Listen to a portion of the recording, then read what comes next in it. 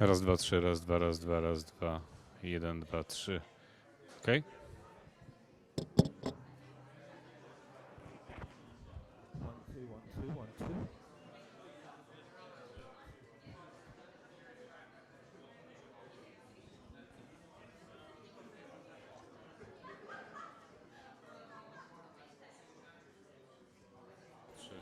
Put on the table.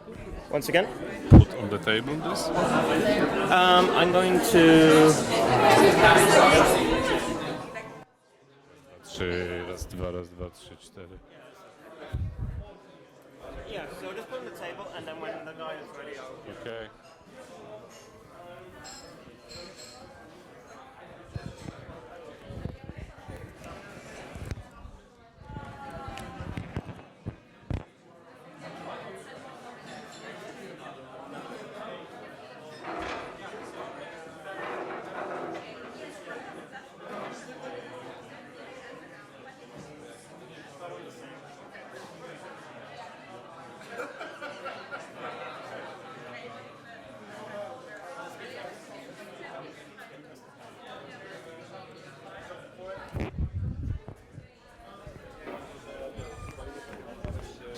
Hey.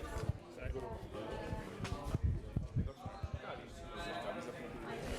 Dan. I'm going to mic you up. So, if you can just take that there. If you can put it in for your show. We'll invite you up and then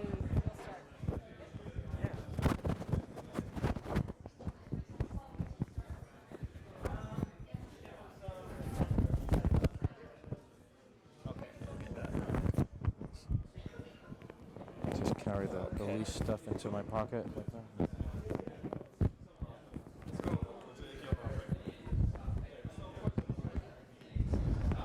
All right, there we go. Okay, That's great. thank you. All right, then. All right, thanks.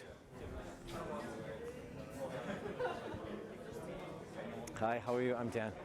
Karina, nice to meet you. Karina, nice to meet you too. Okay. Oh, so you're filming the whole thing too? Huh? You're videotaping the whole thing too? Yeah. Oh.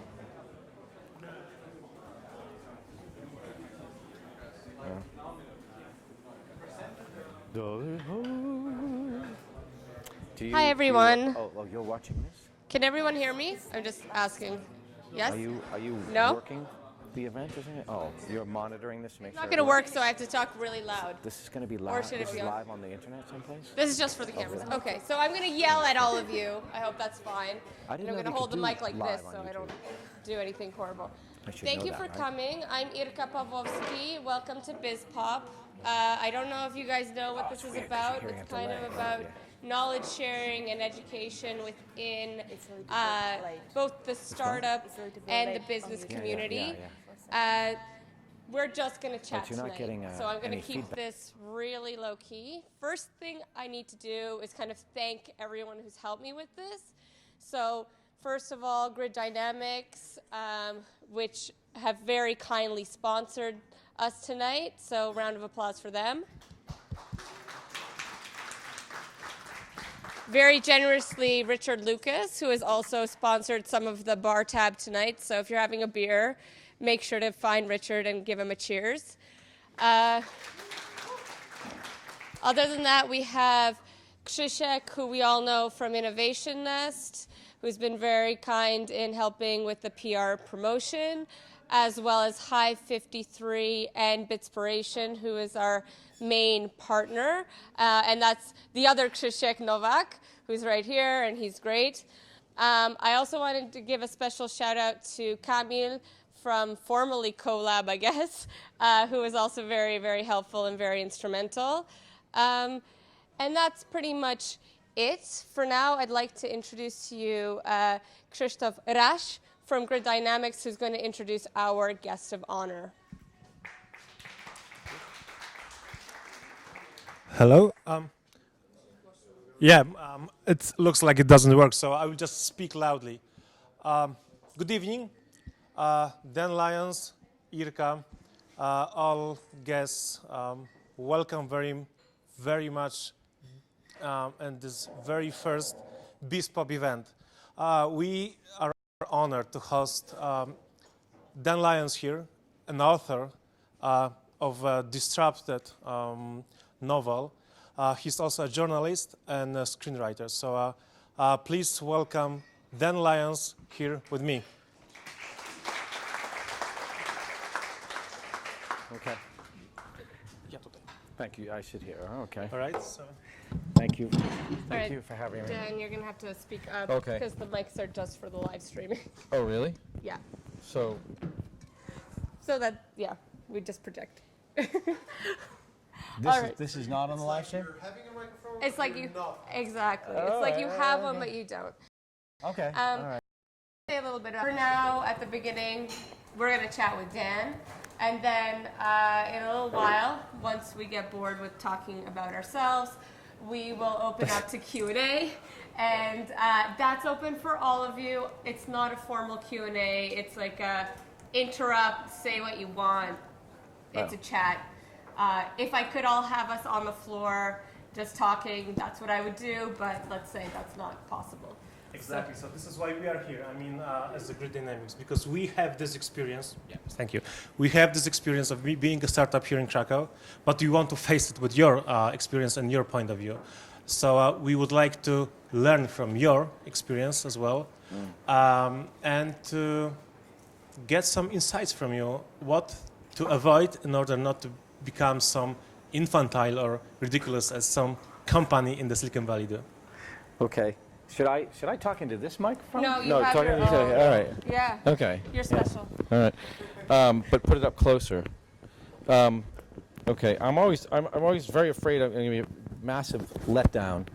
But well, I should explain that I was a technology journalist for a long time, and I worked at Forbes magazine in New York for 10 years, and then I worked at Newsweek, and Newsweek started to kind of go out of business. I got laid off, and I always wanted to work inside a tech company instead of writing about them. I thought it'd be fun, and so I took a job inside a software company in Cambridge, in Massachusetts, near where I live. I don't live in Silicon Valley, and I didn't really want to move there. And so I spent 2 years working at this company, and it didn't go very well. And when I left, I thought, I was telling people all these crazy stories about what it was like. And people kept saying, there's probably a book in that. And I had written some other books before this, and I wrote this blog in the 2000s. I wrote this blog where I pretended to be Steve Jobs, and it was called Fake Steve Jobs. And I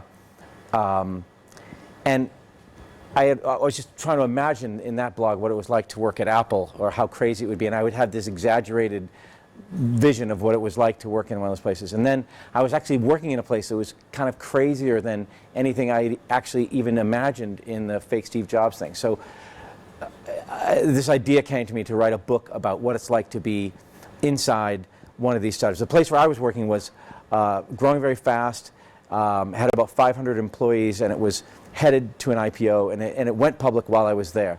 So that was the other thing. I thought I could tell the story of what it's like to be inside a company as it's trying to make it to the IPO and almost running out of money. It was a very dramatic story. They were burning through all their cash and had started borrowing money to stay alive until they could go public, and they were waiting for the market to kind of come up again.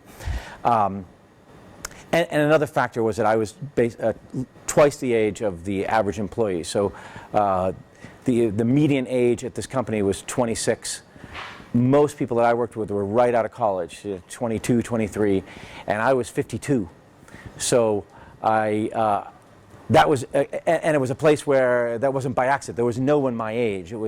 They had hired me almost on a fluke because I was a journalist, and I got in there and realized there's no one else my age, even close to like 35 was the top. The oldest people were 35, and yeah, so right, it's right, it's very strange, right? And I had never had this experience before because, in magazines, there's people of all ages. My whole career, when I was 23, I worked with people from a lot of young kids, but also people who were getting ready to retire and you know, in a newspaper, and there was people of all ages. And this was this very weird thing, and it wasn't an accident. It was on purpose. The CEO did an interview while I was there and said, no, we don't really want to hire old people. We don't think old people understand technology. They don't get it, and you know, they're really overrated, and experience doesn't really count for anything in tech. So we want to just hire, you know, Gen Y, right? That's millennials, right? So, because they really get it. And that happened about 8 months into my time there, where things were not going well, and I couldn't figure out why aren't they going well. Like nobody, you know, and then I realized, oh, that's why, because they think, you know, you're just old and you're an idiot, just, you know, you're useless, just sit over there in the corner and don't make too much noise, you know, and so that was part of this book too. Along the way, while I was working at this company, I got offered a chance to go work on a comedy on HBO called Silicon Valley, because while I was still at Newsweek, when I was doing Fake Steve, I had developed a comedy in Silicon Valley, a TV show that never got made, but we wrote a bunch of scripts, and the people who were making Silicon Valley for HBO knew about my show. So I was at this, like, really at this point working for HubSpot, this software company, where I was very depressed and thinking, oh, this is just an utter failure. This is the worst experience of my life. And out of the blue, I got this call saying, oh, we'll come to Hollywood and work on a TV show. And I was like, oh, you know, yeah, definitely, I'll do that, you know. So, so I did that for 2 seasons that summer, and then I came back, worked a little bit at HubSpot, but basically I knew then I'm done. And then I went back and worked again last summer and fall on the season of Silicon Valley that's airing now. I was working on those episodes, but I'm not going to go back. I don't think this summer and fall, they'll write the next season, but I don't think I'm going to work on that. So, but it was fun. It was an interesting experience, and if you watch the show, I can answer some questions. You watch the show? You do? Oh, cool. Do they? Is it popular here, or? Yes. Is it? So I'm amazed. Like you know where it's really, really popular? In China. It's like massively. It's a huge hit in China, and so much so they're going to make, or they're talking about making a Chinese version of the show, with like 5 guys. You know, it's a show about 5 guys in a house trying to build a startup, and they're losers, and you know they don't know what they're doing. Right? What? Did I write that one? Oh, would I? To China? No, I'd love to, right? And then I think, but then nobody's asking me, you know. But then there was one in, I don't know if they're going to make one in India, but I think it's a huge hit in India too. So it's weird where it catches on, and yeah. So anyway, that was the story. So,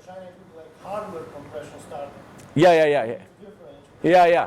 Or they could do the same thing, or you know, you could do anything, but it's just basically the same. Like The Office, you know, The Office was originally a British show, you know, because you're English, right? And then they made. I think the British version was way better than the American version, but. Everyone agrees. Right. I mean, but it was the same with House of Cards. Like House of Cards was this really good BBC series, and then it became kind of a. It was pretty. It's good on. The American version is okay, but. Anyway, so that is my story, and so I wrote this book, and it came out in April, and I really thought, oh, it'll just, you know, it'll get a couple bad reviews, and then I'll just have 2 weeks of really feeling shitty, and then I'll just, you know, I'll go do something else. And instead, like it did get a couple bad reviews, but it got some good reviews too, and then it really started selling, and it kind of took off, and it did pretty well, and I realized even now, every day I get email from people who say to me, like, I read your book, and like, oh my God, the same thing happened to me at this other place. At, you know, either they were in their 50s and working at a startup and they couldn't figure it out, or they just worked at a crazy startup and had a bad experience. And you start to realize, like, oh, there's a whole world of people out there who have been in this. It's almost like an experiment. It's almost like some of these places, it's like Zappos, the shoe retailer.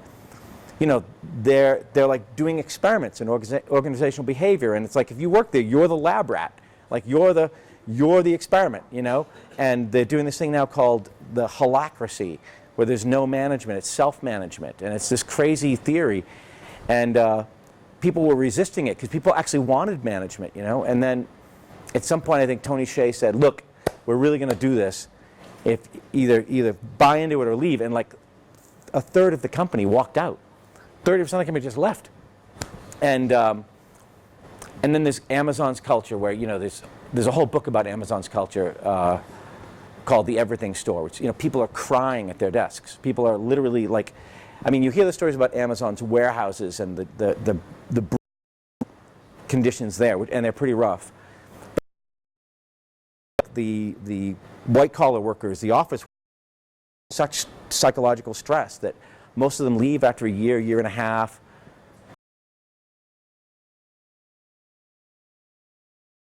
Because they're so stressed out or so miserable. And I'm thinking there's another book that I might do about just modern work culture.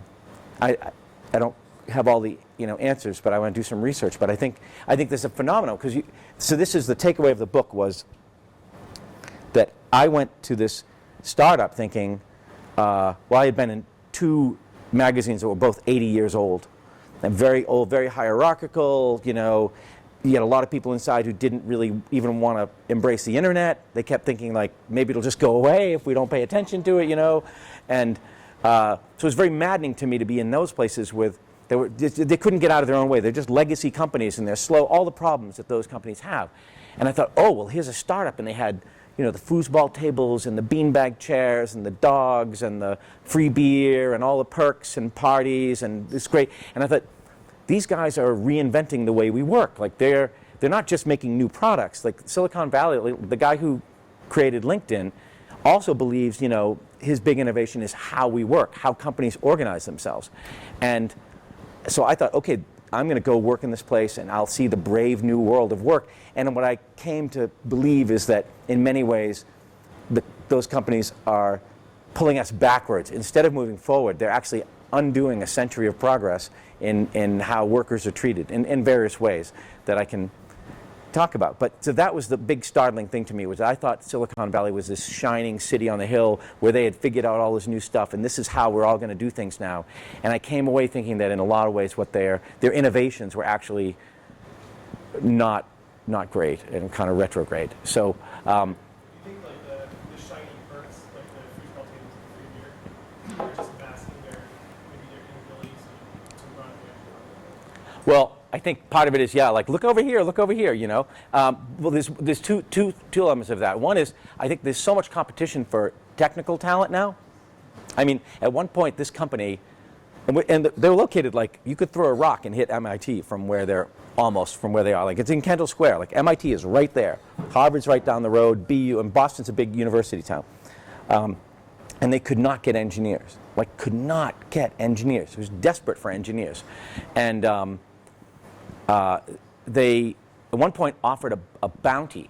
And it was like, I think the deal was, if anyone in the world, not even in the company, anyone in the world recommended an engineer, and the engineer ended up taking a job at this company, you'd get a $30,000 bonus, I think was the money. Not for the engineer, but for the person who referred them. So, of course, we're all like calling everyone we know as an engineer, But, and we're going to apply there. Dude, right? I know. So, and the engineers had better snacks. They supposedly had their own kitchen, and it was legendary. I never went down there, but supposedly, like, if you went down to the engineering department, they had even better snacks than what we had. They had super snacks that we weren't allowed to have, and and so the engineers had it really good.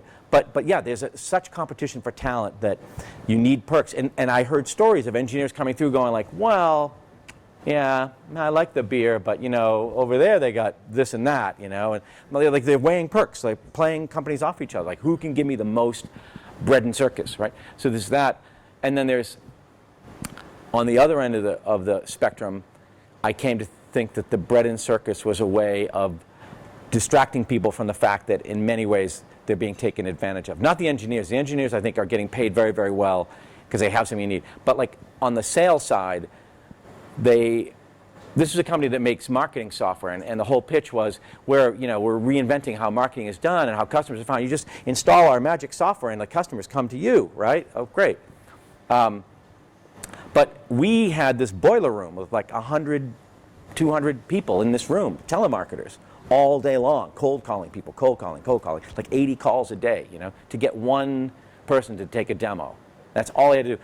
And they were getting paid very little money, basically twice the minimum wage in our state. In Massachusetts, the minimum wage is $9 an hour. They were getting paid $18 an hour. But, which is okay, but these were all college graduates, and they were hooked to a machine that was monitoring how many calls they made, how long was your break, blah, blah, blah. And your number, boom, you're gone. So there's a tremendous amount of stress at low pay for some that weren't very glamorous. So I think the fun stuff was a way of on. They had a big wall of candy, the thing called the candy wall. Different kinds of candy. And they were very proud of the candy. Like, they didn't give a shit about a candy wall. You know, like, I'm 52 years old. Like, I can't eat that much candy. And you know what I mean? Like, it's not a motivation thing for me. But they were like, oh, we love the candy wall.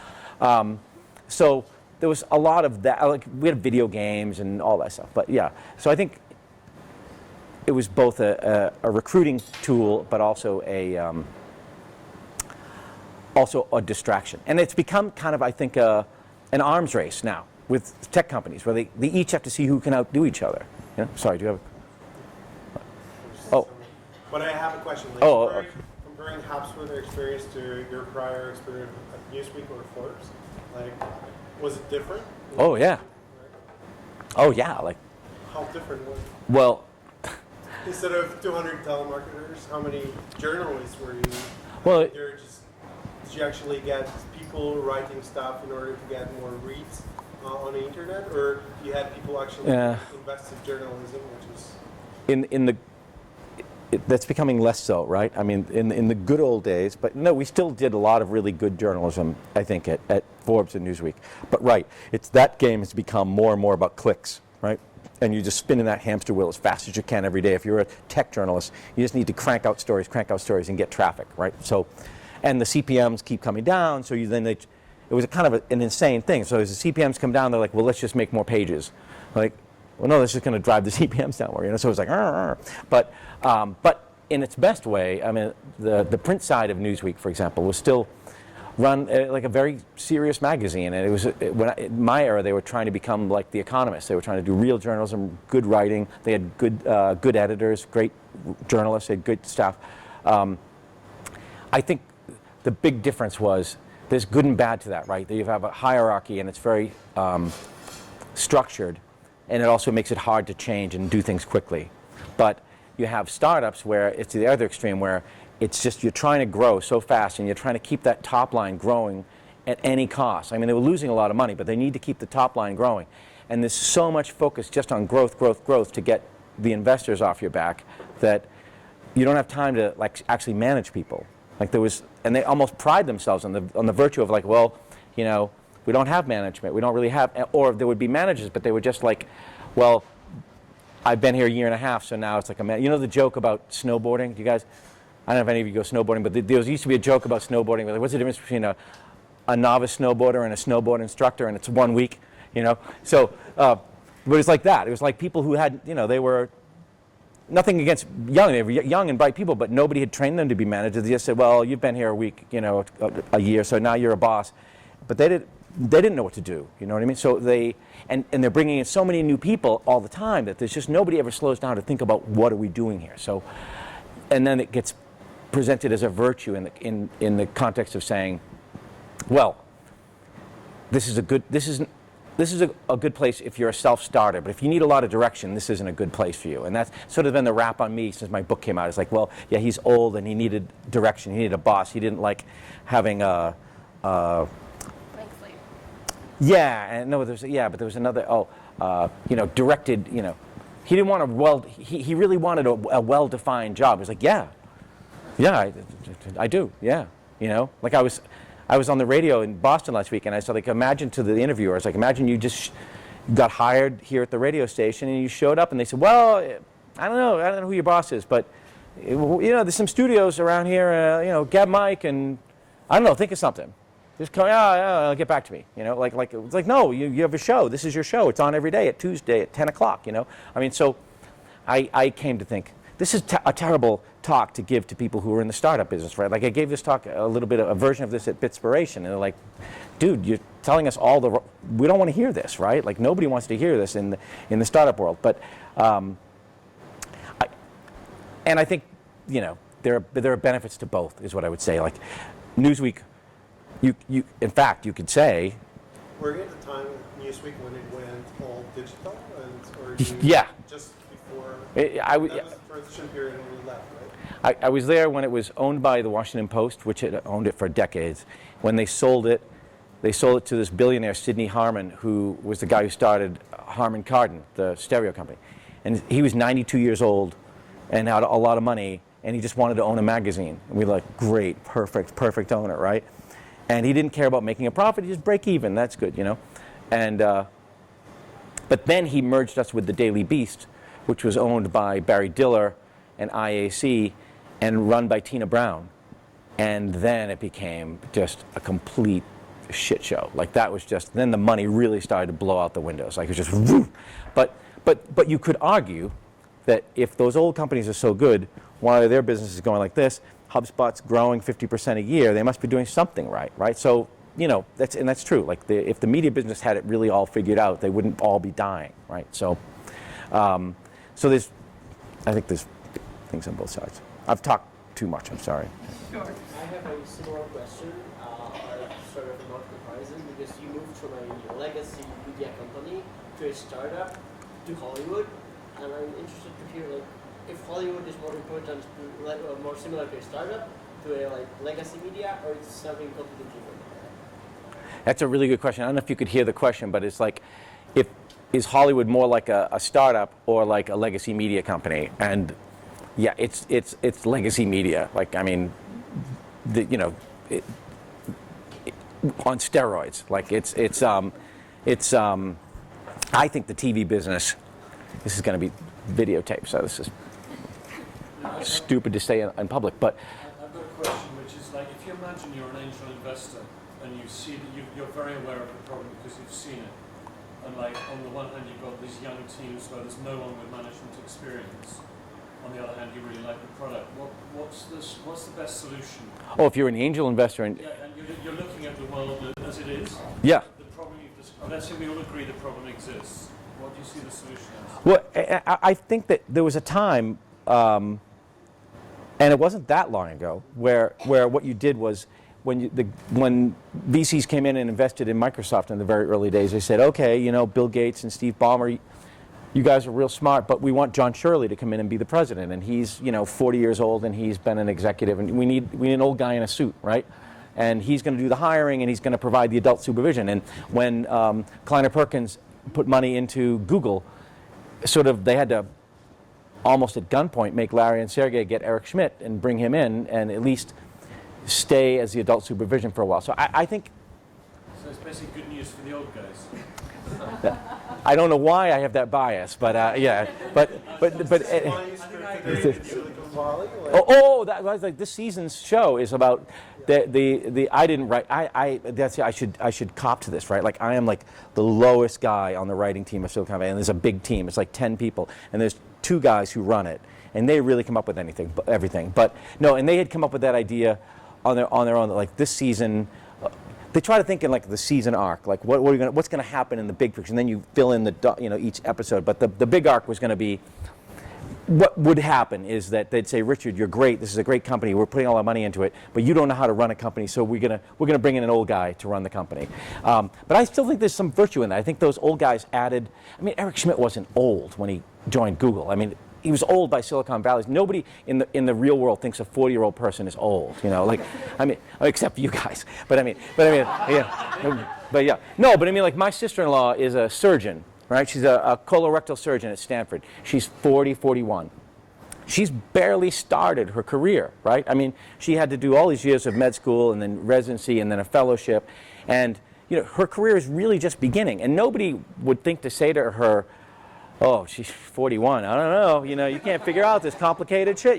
And she's not. She's not like in charge of sending fucking tweets on Twitter, right? I mean, she's running robotic, surgical machinery that costs $2 million. And I mean, it's intellectually and physically incredibly demanding work, right? That she does. it's a lot harder than being a social media manager, right? And it requires a lot more ability to learn and to stay on top of technology. It's a very technologically driven job.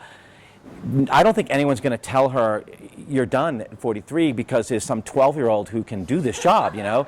They're just so much better at it, like it's a video game. It's like, no, you're operating on people's assholes. Like, I mean, you have to know what you're doing, right? There's a startup that is thinking about that. I'm pretty sure. That would be a funny show. They just Doogie Howser, MD, right? No, I mean, but I mean, like, no, I mean, like, you can't operate on, you can't put people's lives on an operating table and let someone who, well, I don't know, maybe they'll figure it out. Like, you know, no, there's some things you really have to know, right? I think the other reality of tech companies is that, and we have to admit this, aside from engineering, and even engineering isn't rocket science. Like, if you were the product at HubSpot, the coding that they did at HubSpot, the reason they couldn't get engineers was really good engineers from MIT don't want to make, you know, marketing software that sends email spam. They want to go work on really hard products, right, or projects, right? They want, but most software development isn't really, you know, putting a man on the moon.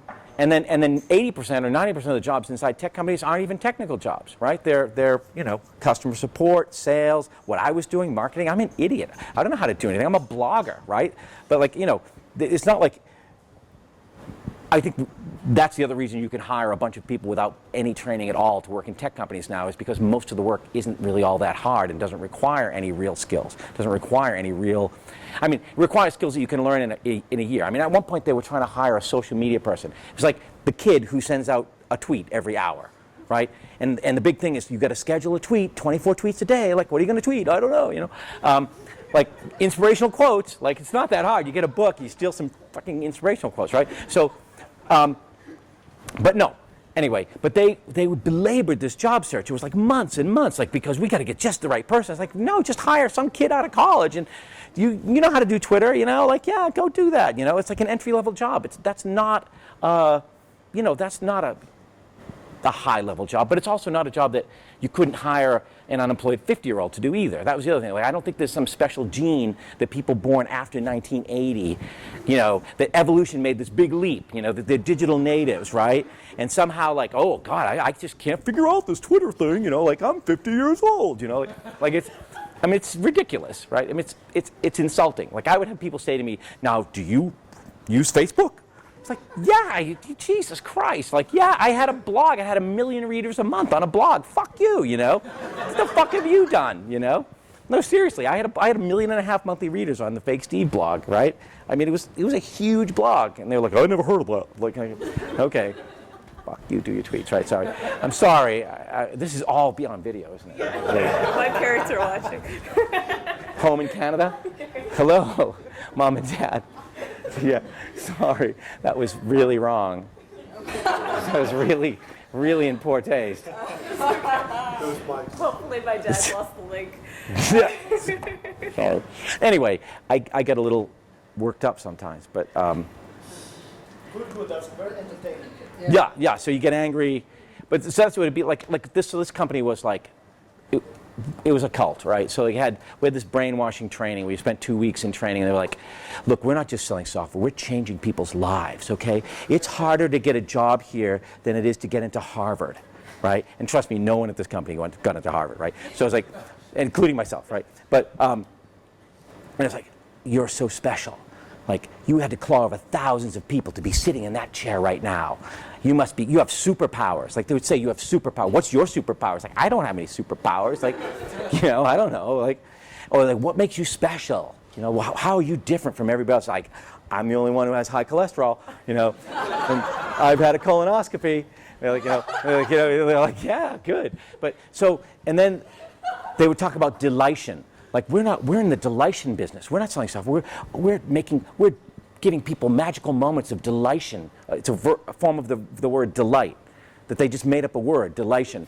Because when you use our software, 1 + 1 = 3. You'd be like, no, it doesn't. It doesn't. It always equals 2, you know? But they would say, like, that idea, it's just not 1 + 1 = 3 enough. Like, it was just crazy shit, right? And at one point, the founder wrote a big article on LinkedIn. His big management theory was that he was bringing a teddy bear to work and putting it in a chair at the table at his conference tables with the management team, and the teddy bear represented the customer, and then So you would always be solving for the customer. You had to have first you had an empty chair, but the empty chair wasn't enough. So he brought a teddy bear to work, right? And he put this teddy bear in, and he took a picture of it next to the CMO. The poor CMO is like on LinkedIn sitting next to a teddy bear. And the teddy bear has a little Red Bull, you know, like, and I went around to people going like, dude, did you read that? And they're like, yeah, it's awesome. I'm like, no, the teddy bear. Like, yeah, it's really cool. I'm like, no, that's not cool. That's crazy, right? And nobody would laugh. Nobody would make fun of the teddy bear. Like, trust me, if you went to Newsweek, if the managing editor of Newsweek wrote an article saying, I'm now bringing a teddy bear to meetings because I want him to represent the reader, like, people would do terrible shit to that teddy bear, right? Like, I mean, the teddy bear would be sodomized by a Smurf and, you know, put in, you know, bondage gear. It's just like, sorry about your parents, but anyway, but no, I mean, like, but this was like a cult. Like, nobody would laugh. Nobody would make fun of the boss. Like, it was just the weirdest thing I'd ever seen. So there was this very powerful groupthink that went on, and I think that happens at a lot of startups. There's a lot of, you know, this term culture fit, where you hire people who like you want to have a beer with. That was like my first lunch. I was like, I really like to hire people I want to have a beer with. It's like, A, I don't drink. B, I'm never going for a beer with you, right? But like that's, to me, it's like the stupidest reason to hire someone. Like, because you want to hang out with them, you want to have beers with them. Like, that's insane, right? And there are all these companies now that are built like frat houses. You have VCs who are guys who invest in guys who look like Mark Zuckerberg, who turn around and hire other guys who look like them because of culture fit. And you end up with this bro culture, right? And then you end up with all the things that inevitably happen with bro culture. And I wonder, like, who looked at a frat house and thought, that's the model for how to run a company. Just take those assholes and give them $30 million and just come back in a couple years and see what they do. You know what I mean? Like, I mean, and there's a huge problem in Silicon Valley now with like sexual harassment cases. I mean, with diversity problems. There are no black people in Silicon Valley. None, right? You know, they represent a fairly large portion of the United States population, but there's none in Silicon Valley. They'll be like, we can't find them. Like, you can't find them? What do you think? No, they just don't apply. Like, don't know, you know? And like women, there's no women in top management. VCs, in 1999, 10% of VCs in the United States, investing partners, were women. In 2014, that had fallen to 6%, right? And like, oh, I don't know why. I don't know. No, the women just don't apply. Yeah, they don't want to be rich. I don't know what it is. They don't get it, I guess, you know. So, I mean, it's a really messed up culture in a lot of ways, and they pass it off as a meritocracy, but it isn't a meritocracy. It's an old boys network, only it's not old boys, it's young boys. It's old boys investing in young boys who hire other young boys. And I was never so aware of it until I went in there and realized, oh, old people are also part of it. We're an excluded group. And once you're part of that, you realize, like, holy shit. Like, I looked around this company. We're in Boston. 500 people in a room. No one's black. No one. I don't know. And they all look exactly the same. It's not even just white people. It's like one kind of white people. Like, you know, like I have a joke in the book saying like Klan rallies have a broader swath of the Caucasian population than this company did, right? So culture fit, I think, leads to all these insidious things where you hire people who all agree with each other, and then you have a bunch of people who won't laugh when one guy brings a teddy bear because they all agree with each other, you know? And agreeing with the cult is more important than anything else. That's another thing. I think startups used to be more combative, and now it's become like, and I've had an outpouring of emails from people telling me that this exactly happened there. Like, if you expressed any dissent, you're gone. Like, you just don't get it. A woman wrote to me, she got hired right out of college, her first job at HubSpot, really wanted to work in HR. For whatever reason, she loved HR. 3 months in, they pulled her into a room and said, you know what, you don't seem excited enough. She's like, what? Like, you don't seem excited enough. Just take your stuff and go. No, don't even take your stuff. Just go. We'll mail your stuff to you. We'll put it in a box. We'll mail it to you. And that was in. And then they called her the next day and said, it's too much stuff. You have to come in and get it with a box. But I mean, like, you get fired for not being excited enough. Like, she wasn't, you know, drinking the Kool-Aid, and that was more important than her competency or her productivity or anything else. So, sorry. This is a about you, so. Really. Well, yeah. It's just like a therapy session. I should pay you $90 for the hour. It's really good. I'm really getting a lot out of this. Yeah. No, I'll pay you. Yeah. I have like 1,000. Where's this all going? Where's the culture going towards? Well, Can you see it stopping at some point? I don't know. It was better. Honestly, it was better 20 years ago, 30 years ago. I interviewed a guy. I just did a story about bias in Silicon Valley, and I interviewed this guy who's 68 years old, who has been in the tech industry since 1972. He said to me, and he was a CTO. He was a techie. He's an engineer. He said, my engineering teams were 60-40 men to women, always. Like we had lots of women, and they had very important jobs. And he said, I feel like we treated each other much better than the way people are treated now in these companies. I knew him at a company in the 80s, but he'd gone way back to then. So that's what I find depressing, is that in many ways we're going backwards instead of forwards, right? It's getting worse for women and not better, right? And I don't know how it gets fixed. I was saying, when it comes to like race and gender, they all pay lip service. They'll at least pretend they want to do better. So in the last few years, Facebook, Google, Apple have all started publishing a diversity report. And every year, the headline comes out and says, Facebook diversity report shows little progress. Every year, you go do a Google search, you see little progress, not much change, little progress, right? So it's like, why are you publishing these numbers every year and then you don't do anything, right? And they really act like they really can't find people. Like they can't, with age, they don't even bother to lie. That's the difference.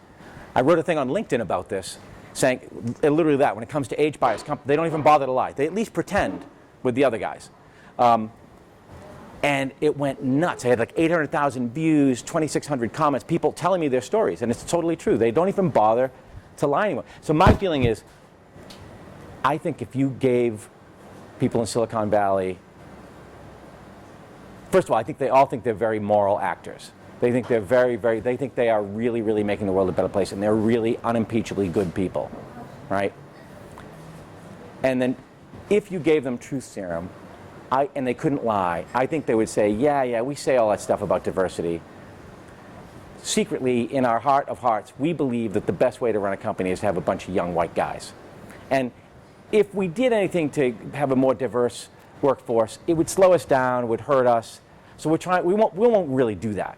It would just mess us up, right? I think until they believe that it's better for them financially to have a more diverse workforce, they won't really do it. And I don't know how you convince them that they will make more money that way. But I think ultimately it comes down to like, But it's so narrow, right? It's just looking to, this distance of, I'm getting rich, but you don't see that the company's not growing, it's not kind of, it's not moving in the way that you want to be moving. right. And I wonder almost if it brings on like a labor movement. Like where I grew up in northeastern Massachusetts, where the sort of the labor movement in the U.S. began, in textile mills, where workers just finally went on strike. There was a famous strike called the Bread and Roses strike, where they said, it's not enough to just have bread, we should have some luxuries in our life too. And they organized, and they went on strike, and they struck the mills, and it was brutal, and it was horrible, but they eventually got some protection. I don't imagine tech workers are going to do that. And I also feel like they're not very sympathetic. Most of the world thinks that these people in Silicon Valley have it made. Like, why do I feel bad for them? But in fact, Silicon Valley is full of people who bounce from startup to startup to startup, always hoping to get rich and never quite getting it, and missing and missing and missing. And then turning 40, I had a boss at HubSpot said to me, I'm 43. If I don't get rich at this place, I've been at like 5. If I don't get it here, like I might get one more.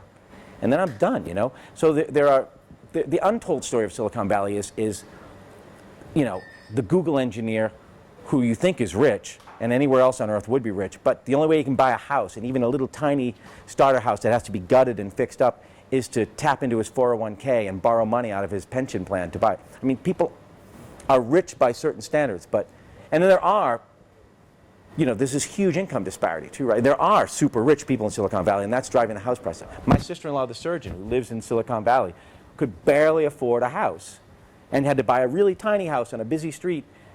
Now, and ordinary people, like firemen and teachers, they're, yeah, so you see these stories of people throwing rocks at Google buses. Like, that's why. These, I mean, San Francisco's kind of been ruined. I mean, you go to San Francisco and it's been overrun with these, I don't want to say it in front of your parents, but, so, and you see, I was out there recently, it's amazing. You see the buses at 5 o'clock at night or 6, they all start flowing into the city. All these little, privileged little dudes coming back home from their job down in Mountain View.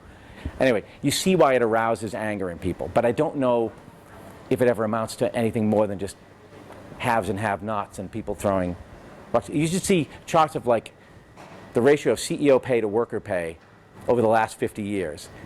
It goes kind of like creeping up, and then when you hit the dot-com bubble, it goes like this, right? Way up. Like suddenly the CEOs are making all this money.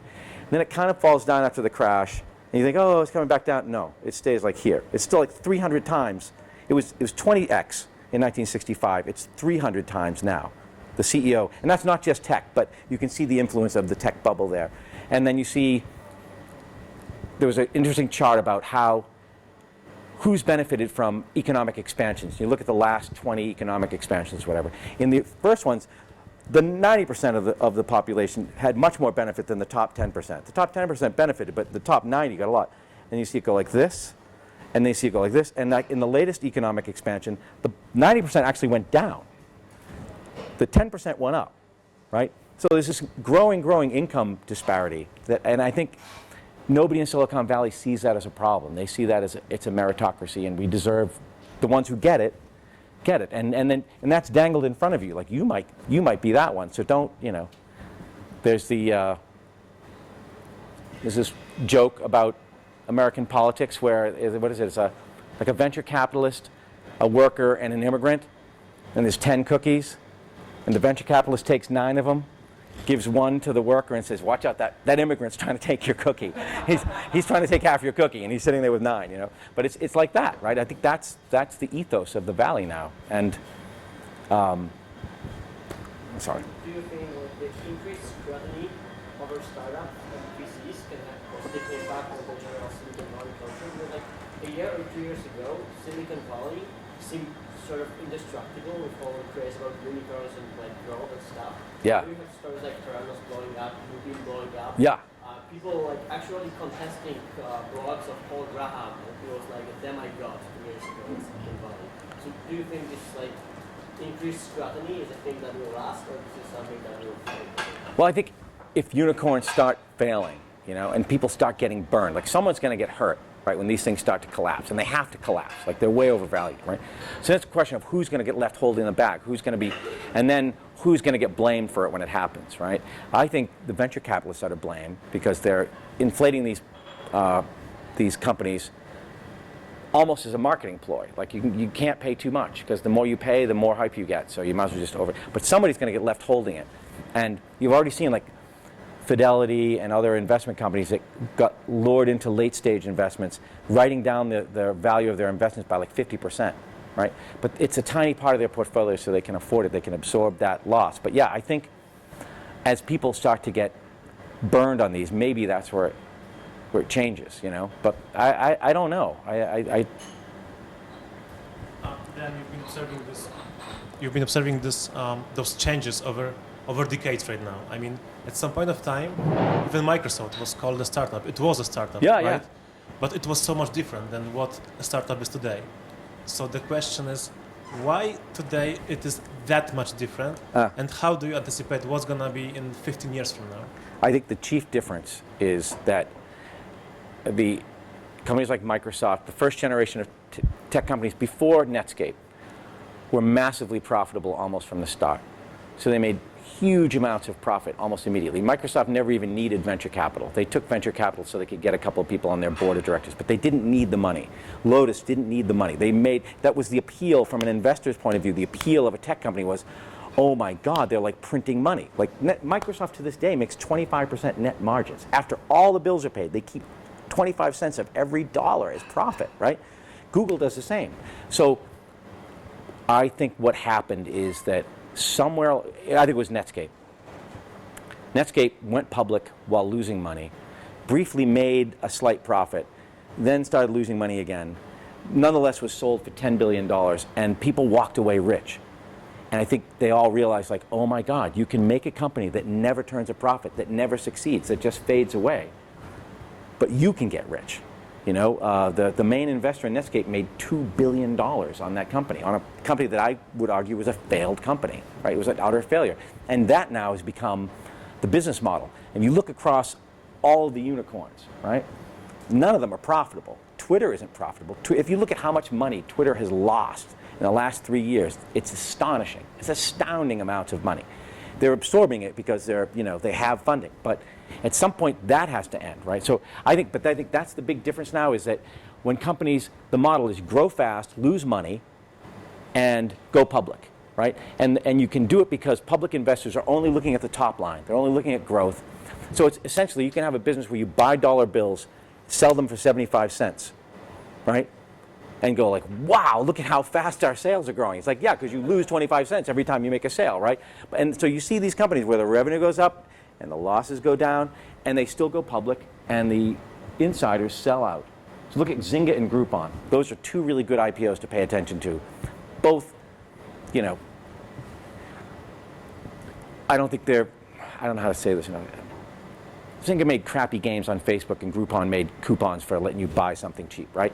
And they never made money. Or I think Zynga briefly turned a profit, like a couple quarters or one annual profit. But essentially, those were money-losing companies that never made a profit.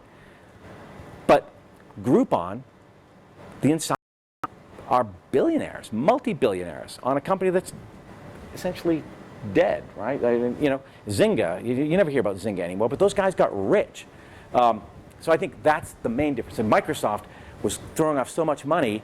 Microsoft produced tens of thousands of millionaires, literally tens of thousands of millionaires. The secretaries became millionaires at Microsoft. I had a friend. I went out and did a story about Microsoft in the late 80s with this other reporter.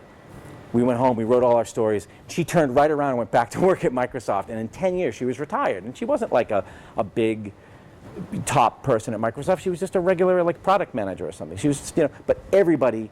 So the one thing is that there was a greater distribution of wealth across the entire organization, that everybody kind of rose up. And you could do that because the companies themselves were profitable. So you look at Google people now, there's a lot of rich people working at Google because Google itself is so successful. But if a lot of these companies aren't, I don't think, in my definition, successful companies. So in that market, the only people who get rich are insiders.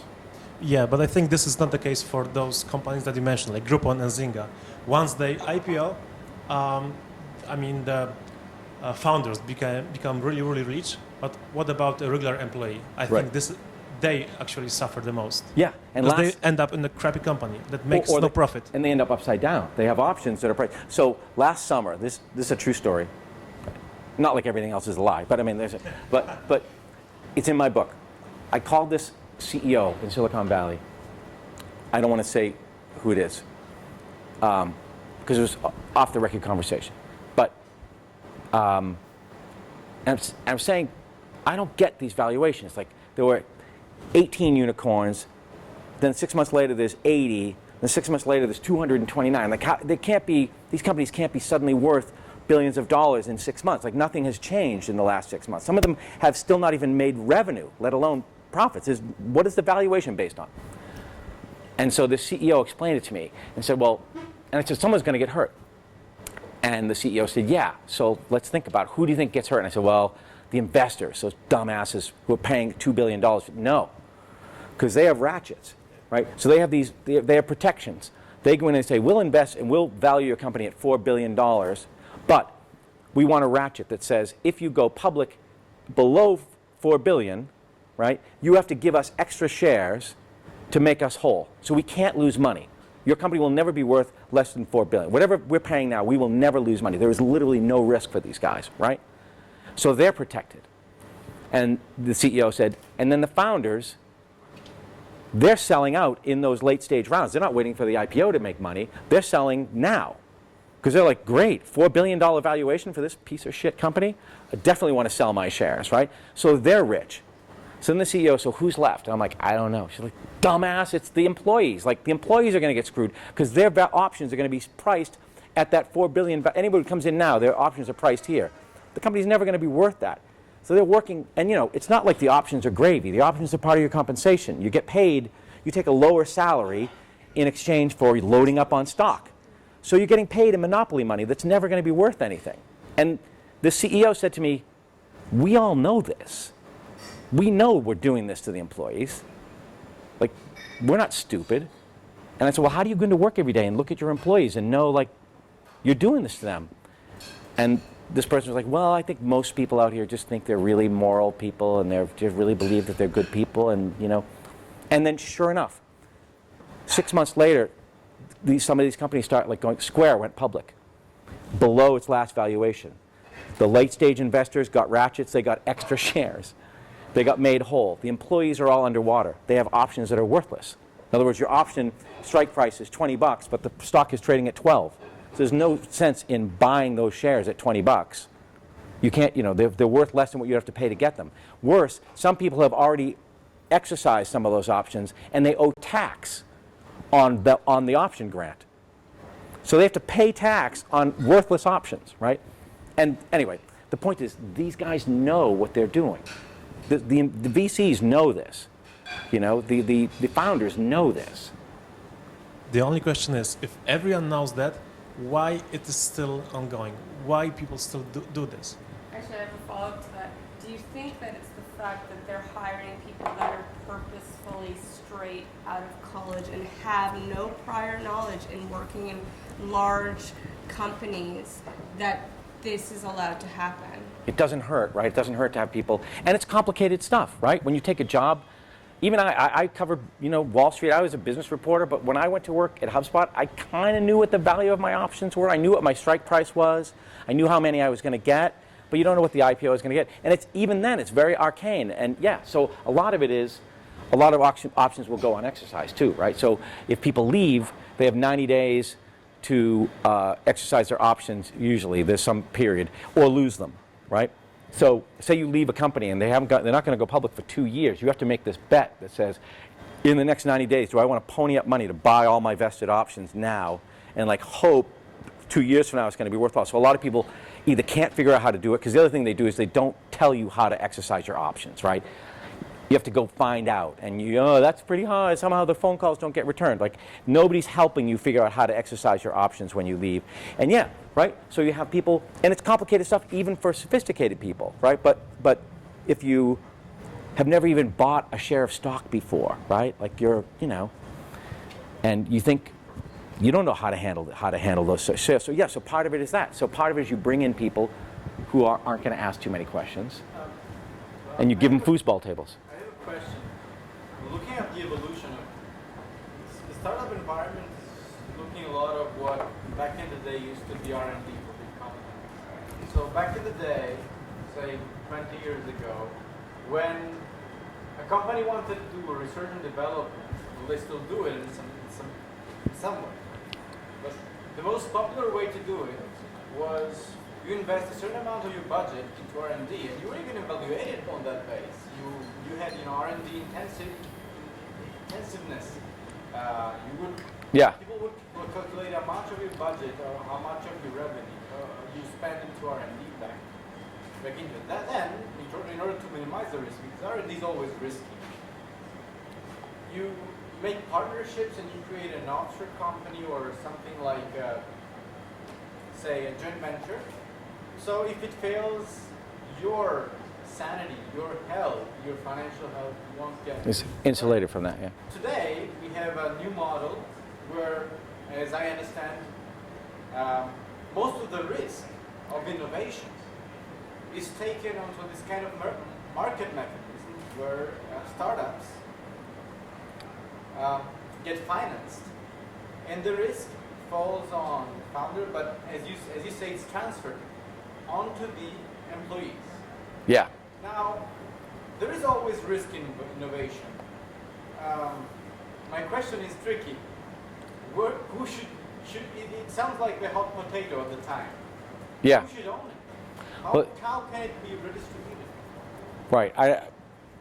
It's a very good question, and I don't know if I have the answer, because I think it's a complicated question, and I'm not probably smart enough to figure that out, honestly. I mean, I don't know. But you're right. That's what occurred to me, that the risk is being shifted onto the employees. Are being told, look at all the upside. You're going to get rich here. But they're also taking all the risk.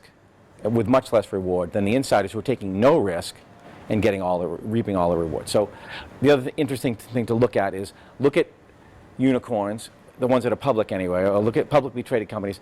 Look at how much of the spend, look at the income statement, look at how much goes to R&D, it's like this, and then look at how much goes to sales and marketing.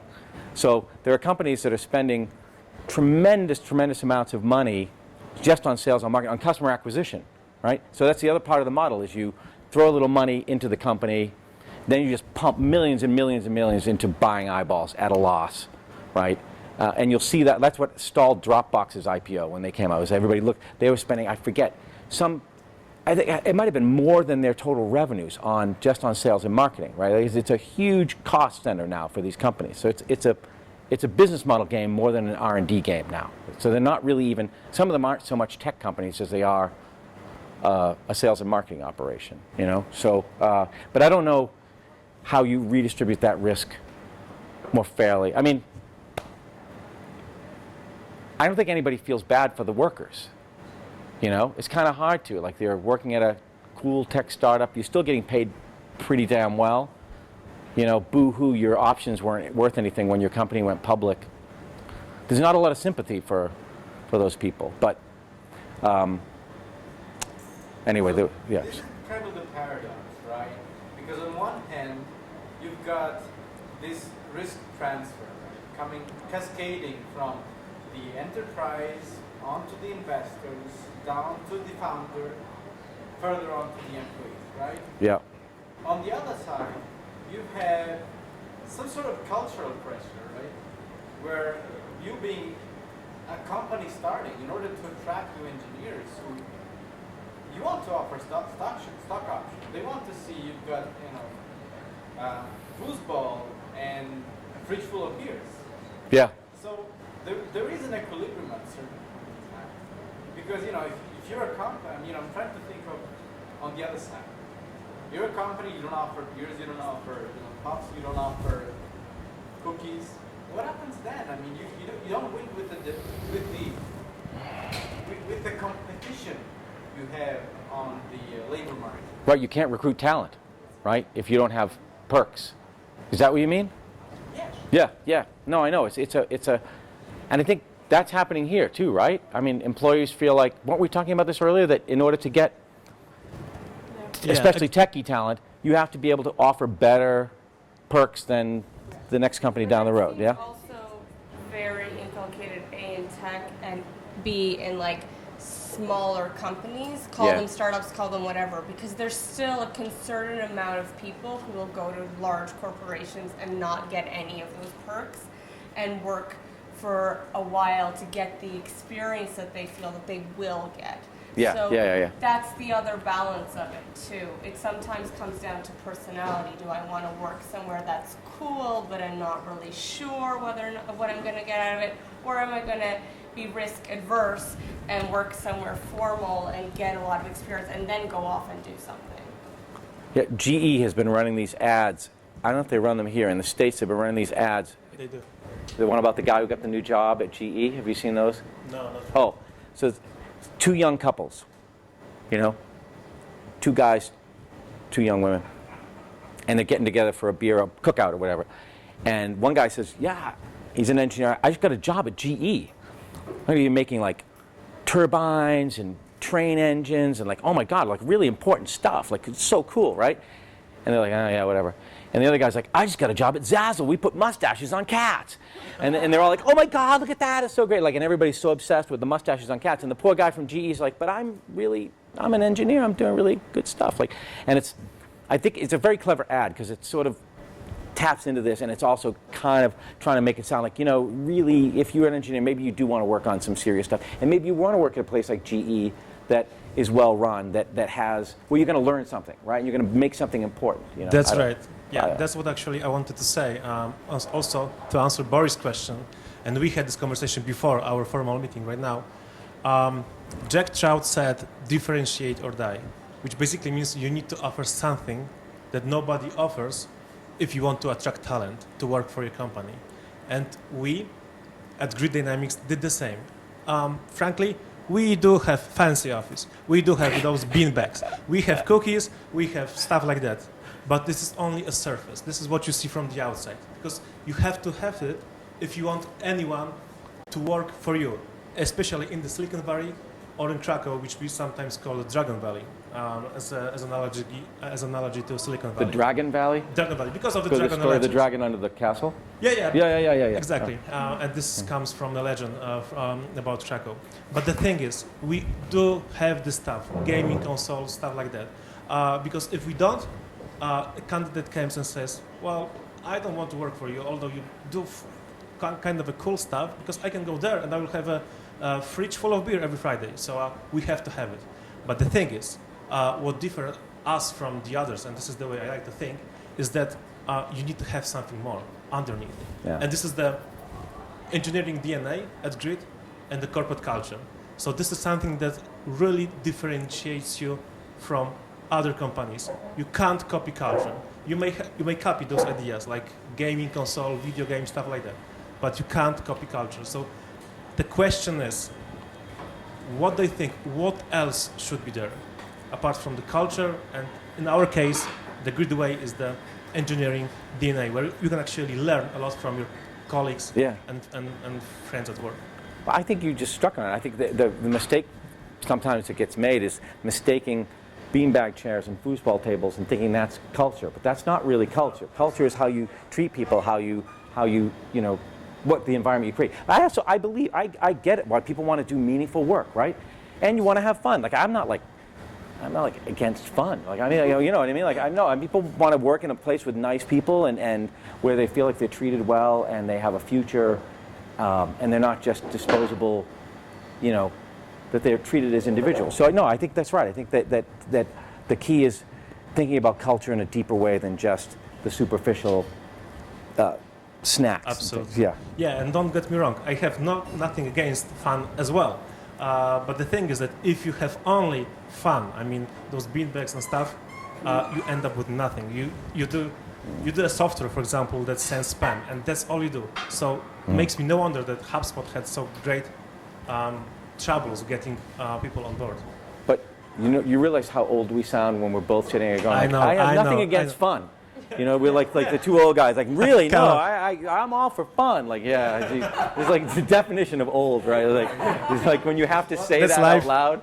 No, I know, right? But it's like, it makes us like, I'm very aware of that. Like, and you know, I did this book tour in Silicon Valley, and it was like all old people came to every, like, has anyone even come? by my standards, old people. Like, you know what I mean? Like, I'm old. Like, and it's like, seriously, and like, this friend of mine came and said, like, dude, your audience is really old, and they're all pissed off old people. They're all like people who got aged. Yeah, they're all old people who got aged out of tech jobs, and they're all like, yeah, then let's go burn something down. Let's go throw rocks at Mark Zuckerberg's house or something. You know, it's like yeah.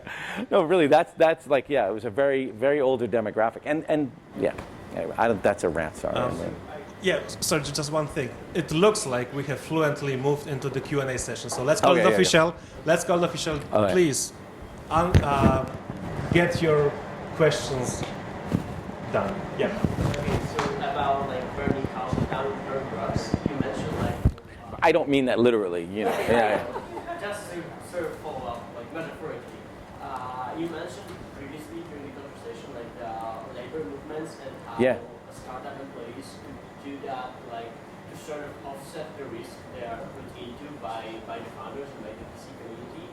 But like, did you get the impression that because of this typical image of startup and all these perks and like the candy wall and the football and the beer in the fridge, if they started to unionize, like the 6,000 homeless people in San Francisco, instead of throwing rocks at Google bosses, we just take pitchforks and stab them to death for unionizing when they have like, you know, all this kind of perks and their jobs. Yeah, maybe. Yeah, so the question or comment is like, yeah, would anybody have sympathy for tech workers to unionize? Like, they're not. It's not like Norma Ray, you know, like where they're working in a shirt factory. Although, you know, I don't know. I get what you mean about unionizing, but I don't think that'll happen, right? I think it's totally against everything that Silicon Valley stands for to have unions. But then, you know, there was a story that I don't know if it got much coverage here, but a few years ago, some tech workers found out that Apple and Google and I think another, had engaged in collusion, where management had said, we won't poach from each other, right? We won't poach each other's talent. And then someone sued over this, and it became a class action suit, and they basically just settled it to make it go away. But essentially, you know, what's happening is, and those are big companies, they're not startups, but those are companies essentially saying, we're going to keep our labor costs down by agreeing not to start. If you start to steal from me, then I'm going to steal from you, and both our costs are going to go up. So let's leave each other alone, right? And who gets shortchanged in that? The engineers. Now, yeah, these are engineers who already get paid a lot of money, but it's, you know what it's, you know, it's like professional athletes, like professional basketball players or hockey players. One of them went on strike, baseball players. Somebody went on strike once, and I remember thinking, oh, boo-hoo, these are like millionaire athletes. They get paid all this money to play a little game, you know? But in fact, they have a case, right? I mean, the NFL throws off a lot of money in the United States, and the owners keep it all, and the guys making the money are the players. And so the players have unionized and organized. They're very well-paid people, but they still have unionized to protect themselves, right? So, so maybe it's not that far-fetched that even people who are well compensated, it's not a matter of how, see, that's the thing, they put it in terms of, well, look at how well compensated you are. It's like, but no, look at how much wealth is being generated, and then look at how much of that we're getting, right? And it's not necessarily fair. You know, like, it's a question of job security as well. Yeah. Like, I have to say that in terms of working between corporations and working between startups, I've never been so paranoid about my job security as I have in like the startup community, and it was insane in terms of like, because at least in the corporation I knew that there was a process, there was something that was protecting me, even if I wasn't a unionized worker. There was something that said, okay, well, I need to have a personal development program before they can say goodbye, or whatever it is that you know it is. Yeah. And even if you're a very high performer, and I think that this happens often, the higher performer you are, the more stressed out you get about work and the more it affects you. And so ultimately, like, not having those protections in place in a startup makes you super paranoid, and it tends to actually really be hard on your mental health. And I think that that's something that's not necessarily spoken about in the startup community, like how stressful these jobs can be, especially like coming from different backgrounds. My first job was in an NGO, and that was all hands on deck. It's very much like working at a startup. You can only sustain that amount of like intensity when you're really young and for short periods of time. And it's also like kind of expectation building. You know, we talk about work-life balance, but I don't think that those things happen at startups. They say you can have unlimited vacation. Who takes unlimited vacation? It's actually been proven that if a company says that you have unlimited vacation, the chances that your workers take vacation drops significantly comparatively if you have vacation that you have to take. So those are also those kind of factors. We should. You said about the work-life balance? Yeah. What's that? You don't even know. He doesn't know. Yeah. Exactly. Yeah. No, So- I remember there's this great graphic going around LinkedIn that says, oh, you worked a 40-hour week? I remember my first part-time job. Yeah. Yeah, that's exactly But that. is that the case here? Do people? Is it like a workaholic culture in Krakow? Yeah. Yeah. What? It's like virtue of the Polish people. Usually in Europe, the Polish people are usually working the most in Europe as a nation. So we have like kind of easy to work for the 45 hours or 50 hours, even more if that's actually necessary. So we have like people that are working for the week, they taking like the second part job to work on the weekends. It's pretty crazy, but normal for us, I think. I don't think so. Like we have office in New York and people in Krakow, and people from New York are looking think we are weird that we leave the office right at 5 p.m. No, because your CEO is telling you that people in the US are working so much harder than you. Well, but if you leave at 5 here, then in New York it's what? It's only 11 in the morning. So it's like they're like, oh, I wanted to call that guy and he's gone, right? But I mean, maybe it's. But I think people in New York do work long hours. Culture, Yeah. like where people in certain let's say, lower income jobs would leave at 3 or 4 o'clock. And it is a consistent issue when someone comes over here and starts a business and they don't understand that people will just leave after their 8 hours if they don't have a high-paying job. To leave at 5. It's like Exactly. You're leaving at 5.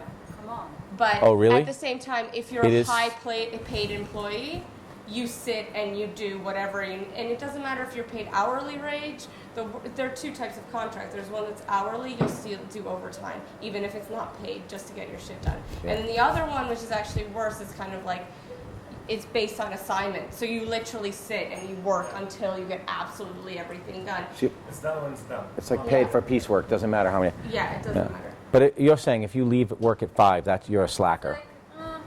You're lazy. So what's it?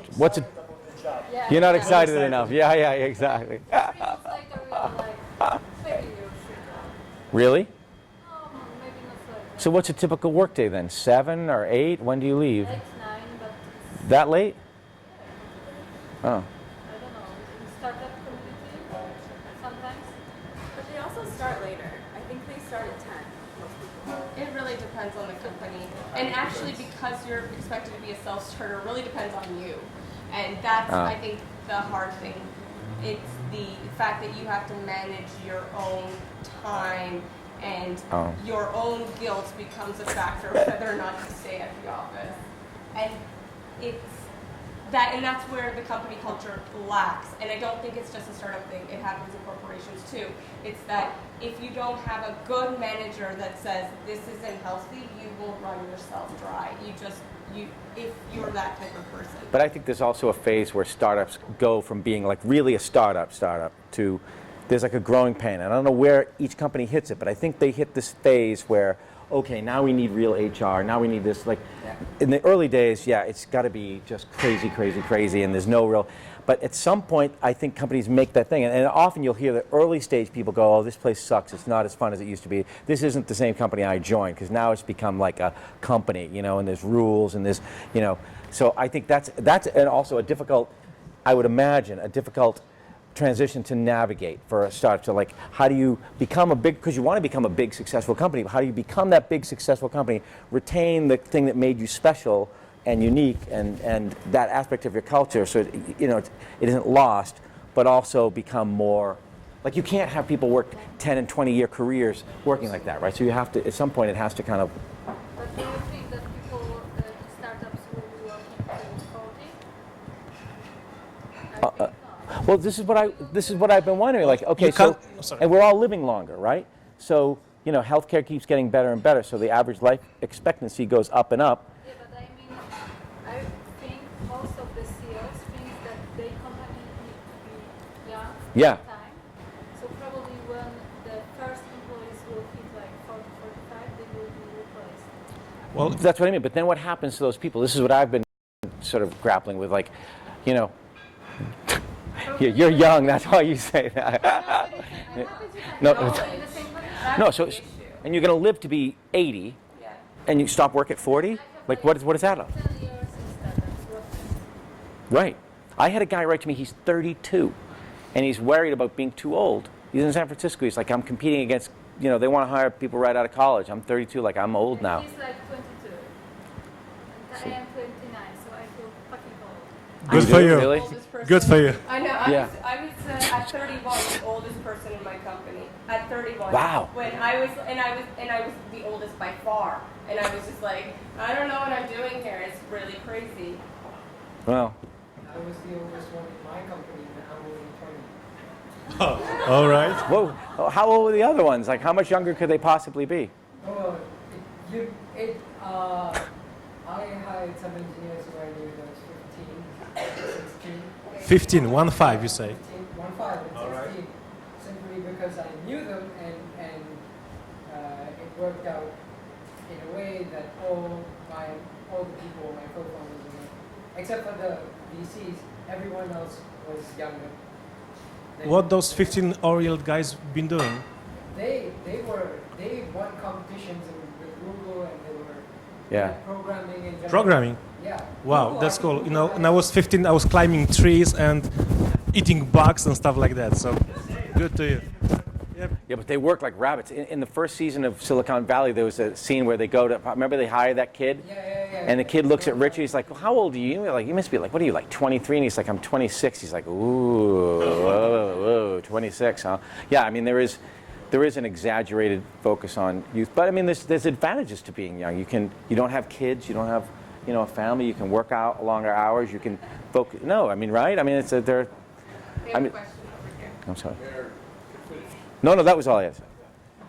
So according to what you described and what we are talking about, could we then just see how this whole startup movement, the whole startup scene as a kind of like the American Dream 2.0, like Yeah. after the basic American dream more or less failed, we've seen the dot-com bubble, now the housing crisis, so like the belief in capitalism itself pretty decreased in the general, I think, population in the industrial world. But still, the startup scene is like, you can still make it. Like, Right.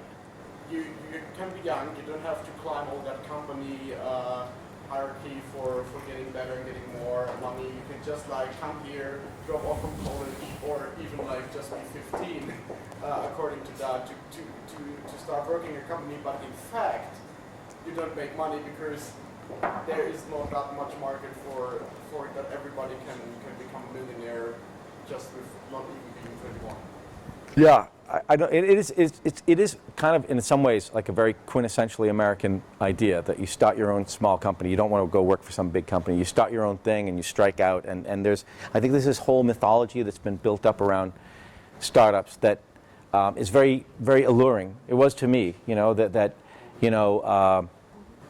there's this hero, usually a founder who's like on this hero's journey. It's a very much a narrative, right? Like, and you're gonna fight, it's a David versus Goliath. You're gonna take on these big giants, and you're gonna be faster and smarter and more clever, and you're gonna kill these big guys. And no, it's a very appealing thing. I see why people want to be a part of that, and I guess that's the case here now, right? I mean, yeah. I mean, in some ways, it's about controlling your own destiny, right? Having some sense of being able to choose your own path rather than just be told what to do at some big company. Yeah, we have a question. Do you see a difference in the startup culture between the West Coast and the East Coast in the U.S.?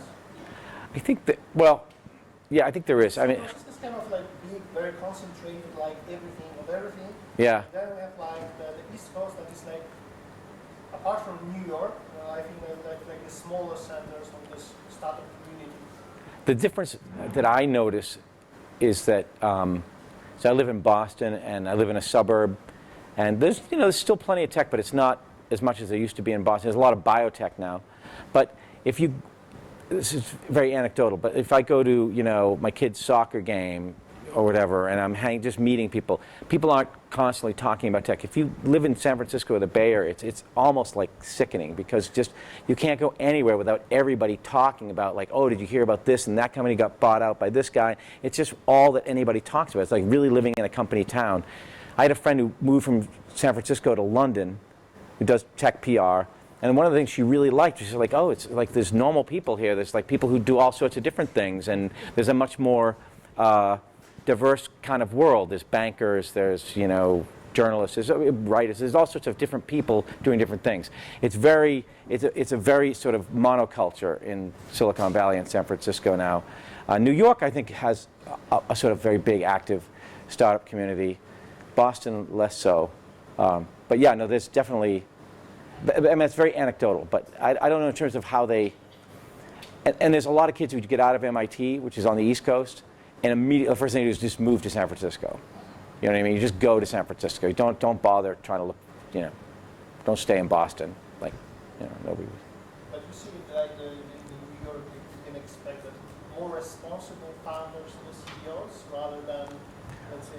Oh no, I don't think so. No, but right now I think like San Francisco, it's a crazy idea. But when my book came out, they're trying to think about different ways to adapt it. Could it be a TV show? Could it be a movie? And I had this idea you could do a musical, like a Broadway musical called Startup, right? And it's like our generation's, not my generation, your generation's like version of Hair, and like in the 60s, you moved to San Francisco, you put flowers in your hair, you dropped acid, and you became, I mean, that was the thing, right? Now there's a whole generation of young people who moved to San Francisco and to be part of this thing. Like, it is a thing, right? And part of it, yes, you can be very cynical and say, I want to get rich, but it isn't even really that. It's just like there's this sense that like something huge is happening here. Like, I want to be part of that. Like, I want to be the guy who was at Twitter when they were, what is it, Odie or whatever. They had 5 people, you know what I mean? And like, they became the next thing. So I think there's, like, I worked for a while after Newsweek. I worked running a blog that was located in south of Market, like the area of San Francisco where all the startups are. And like, it was palpable. Like, you could feel it. I mean, you're walking through the streets, and I mean, you could just feel like there's something happening here. Like, there's a big, Isn't this just about energy? We want to be where the energy is. Yeah, like if I were 22, I would tell somebody, get out of college, go right there. Like, just something will come of it. Like, you'll find something, and it is, it's exciting. It is exciting. I mean, I sound like sometimes a curmudgeon because I talk about all these bad things, right? And I think those are flaws. But there's like a lot of really exciting stuff happening there, right? Uber is about to move to Oakland, and people in Oakland are freaking out, because now, I mean, San Francisco is so overrun with tech now that they can't even find a place to go, so they're spilling over into the East Bay. And now people in the East Bay who move there to get away from this are like, oh my God, they're chasing us across the bridge. Like, Uber's going to eat Oakland, But on the other hand, Oakland is very economically traditionally hasn't been as well off. So it's like, well, this is great for Oakland, but is it? No, I don't know. Now you're going to have gentrification in Oakland, and it's going to drive the rents up in Oakland. And so there are, but yes, but there is, compare that to, I don't know, Cincinnati, Ohio, where my brother lives. Like, there's nothing happening in Cincinnati, I mean, it's probably better to have these problems and these arguments and these debates, because at least you're right, there's just energy. Like, you feel it. I mean, really, even I.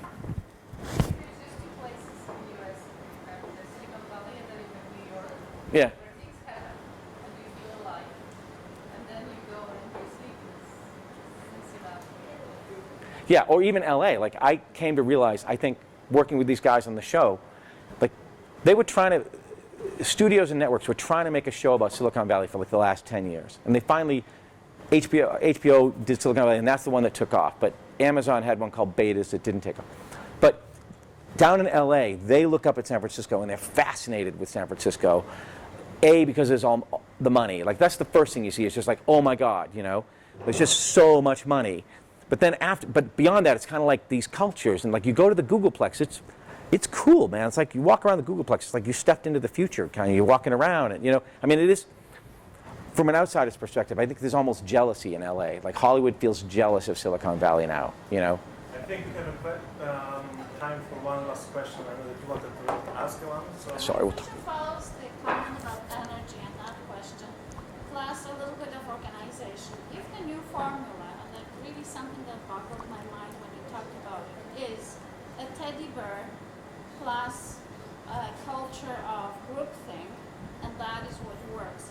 What happens with the forming, storming, norming, performing, and adjourning, that kind of a phasing of any enterprise? So what are the? I never heard that expression before. Is it forming? That's fluid. Forming, storming, norming, and performing. This Like is team how dynamics model, right? Yeah. The faces of a team. Phases of how. So how does the Jesus, you should be writing these books now. How does it fit with, let's say you invent something, the innovation event? How can you kill people's feelings and the right to say what's wrong and what's right, and keep the good energy and keep Right. and keep developing and keep innovating? If you don't allow people to be themselves and be even truthfully commenting, I think the teddy bear is stupid, or maybe it is gestalt, and maybe it really serves a higher purpose. I don't know, but I really heard your comments about that, and I wonder how does it jive together. That nobody dares to dissent. Yeah, there was an engineer at this place who famously got up and. I'm sorry. What about couples who, like, Oracle made it famous and special? I mean, like, I think we cannot even foresee what will happen with the teddy bear. I started wondering that. I thought maybe I'm crazy. Maybe everybody's going to have teddy bears now. I don't think so. I've told the story to a lot of people and they all laughed, right? So I think it wasn't just me. But you're right. It's I mean, at some point you need to be able to have dissent and debate. They might still, and they might still. No, I think that what you'd want is to be able to be the guy who says, "I think the teddy bear's stupid," right? Have a big argument about it. They might still stick with the teddy bear because he's the boss or whatever, or 9 out of 10 like the teddy. So you say the teddy bear, but you don't have to feel like you're going to get fired because you said it was stupid. Like you should be able to have that excuse. That I think is dangerous. If you can't have that dissent and feel secure about your position, right? And that's maybe that's the difference. You know, I don't. That's right. Hold on, I can see there's still a lot of energy in the group, and you have many questions. But my suggestion would be let's make it less official. Yeah, right? we have a space for a while. Dan's here to take That's till 4 a.m. I'm here till 4. So we have time until And 4 a.m. Take some personal questions. I'm sure you don't mind. Right, oh yeah. Thanks. Thanks. So Dan is gonna go home. But you can. No, I'm not going home. No. Well, hang on. No. That was a joke. Yeah. So, but just to like get everyone chatting, that's part of the point of this exercise as well. I'd like you Beer guys. is still free, right? Yeah. No, just kidding. The what's still free? The beer is still free? You know, I think that we have a lot of ideas that we can share amongst ourselves, and Dan's still here for questions. Oh, yeah, we think. And also, if you would like, Paul is going to set up a video kind of off to the side to kind of get your thoughts about what you guys thought tonight, things that you might want to improve, whether or not you liked it at all. We're up for all that feedback, seeing as this is the first one of this series. I'd really like to thank you guys all for coming, of course, and also thank Paul from Red Viper, because I forgot to thank him at the beginning for doing all of the production and the filming. So, yeah, thank you, and thank you to Dan. I apologize for my bad language on there. No, I really, I try not to swear when I do that, and sometimes I do. It's really fun. The thing is what Ilka is saying, that an hour age we need to move from time to time in order not to just get... Your knees are locking up, right? Are your knees like... Yeah. So then, thank you very much. Thank you for having me. It was a pleasure. Thank you for having me.